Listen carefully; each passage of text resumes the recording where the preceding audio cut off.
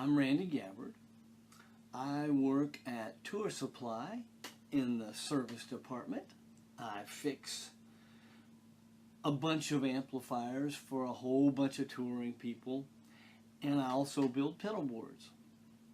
And that's what we've got right here in front of us, and that's kind of what we're going to be talking about this morning. So I gave myself away. It's morning. This is a pedal board that is being worked up for a buddy of mine. We're kind of working on a new idea together on this. And what it boils down to is he started with a flat, they call them lift outs because they fit down in a case, and then you lift them out and you put them on the stage. But this was a flat lift out, and he wanted it to be a little bit more sophisticated. I'll show you what we're talking about. This is a flat lift out. And don't get me wrong, this for the longest time, this was almost industry standard. Everybody had a pedal board like this in their flight case. And it holds the pedals. You can Velcro them down. You can wire them up so that you've got one input and one output and one power to power the whole thing up. And it works just fine. The whole idea of pedal boards started back in the festival days when you had 5 minutes to get on and 5 minutes to get off. And that way you don't leave a string of pedals and power supplies and little bitty jumper cables behind you as you leave the stage. You pick up your pedal board, you grab the one cable that's out from it to your amp, and you're out of there. This works fine for that. He just wanted to be a little bit more sophisticated, so we came up with this. And what this is 3 tiers on the same lift out pedal board. Now, and what that buys us is, well, better to show you than talk about it. The reason this is cut out, he wanted an Ernie Ball volume pedal. Well, there we go. We have an Ernie Ball volume pedal, and it fits like it's supposed to. Now, the rest of the board, and these are not all pedals, they're just pedals, something to show places. Let's say we'll have this. That's a pedal, that's actually a custom control box that's being built for something else. This is an amp switcher box. Okay, that's cool. This is a pedal board, a pedal that's waiting for some parts to be fixed. And this is a working pedal. And this is a working pedal. But what you're seeing is the 3 different levels. And of course the volume pedal's over in its own little area.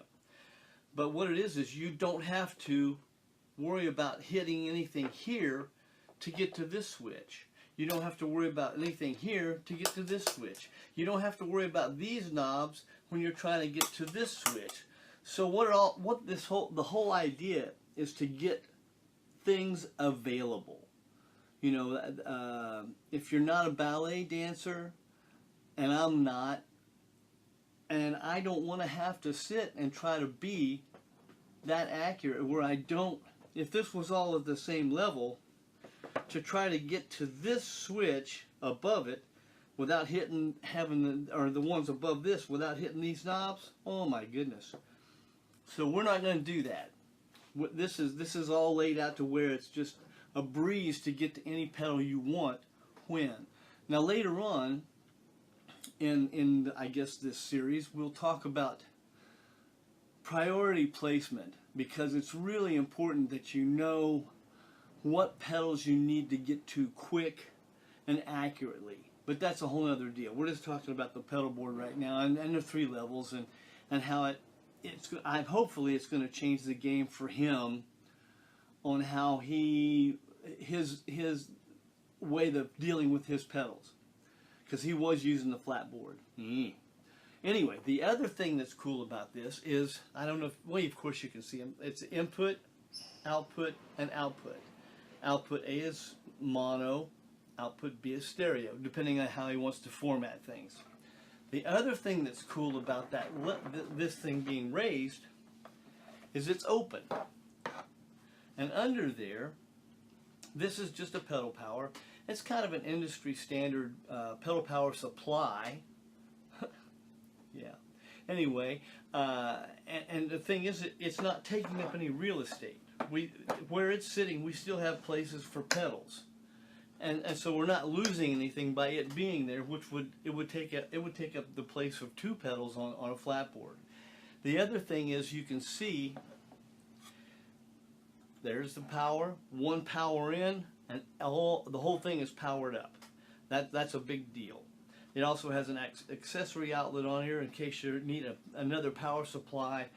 If you have a pedal that requires some type of exotic voltage, like a 24 or a plus 18, something like that might not be your normal pedal power, your normal power supply would not have available. It may have, but we've got a place to put it and not take up any real estate.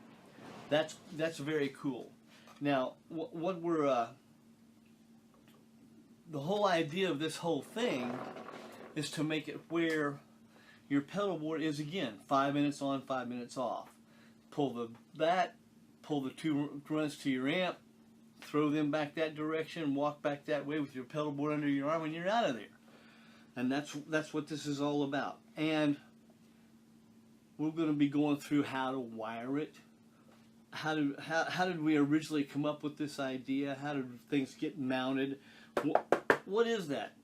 Actually, it's just kind of a piece of wood, but it looks cool and it holds pedals up. But we'll go through all that in the the editions to come. But I thank you so much for taking the time to watch this. Again, I'm Randy. This is coming to you from Tour Supply, and I hope that you'll come back and see us again as we tell you more about it. Thank you. They think it's funny, honey, that we ain't kids no more. They think we'll break a hip if we take a trip out on that dance floor.